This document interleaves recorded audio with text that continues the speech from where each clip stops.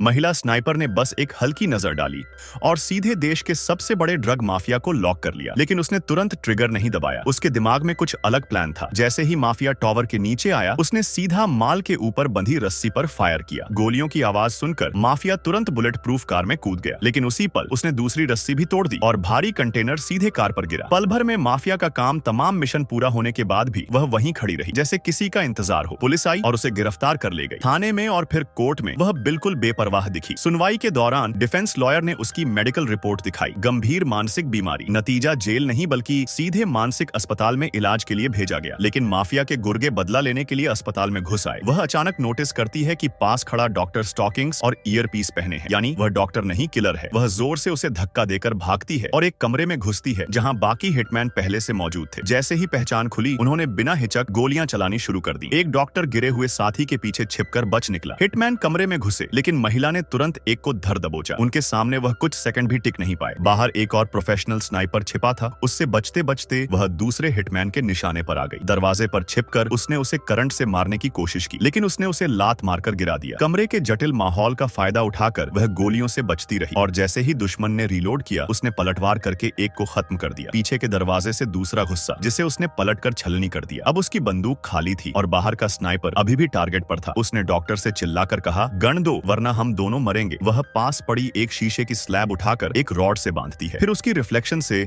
Sniper का ध्यान भटकाती है। डॉक्टर दौड़ कर आया, लेकिन उसने देखा कि एक साथी अभी सांस ले रहा है, तो उसे बचाने लगा और इसी में दुश्मनों ने उसे देख लिया। पीठ पर लटकी राइफल ने उसकी जान बचा ली। स्नाइपर दूर था, आंख से मुश्किल से दिख रहा था। महिला ने एक मैग्नीफाइंग ग्लास उठाया, डॉक्टर के चश्मे पहन ली और डॉक्टर को खिड़की के पास खड़ा कर दिया। खुद पीछे छिपकर टारगेट देखा। स्नाइपर ने डॉक्टर को टारगेट किया, लेकिन महिला ने पीछे से सीधा हेडशॉट मार दिया। दुश्मन रिएक्ट भी नहीं कर पाया। खेल खत्म।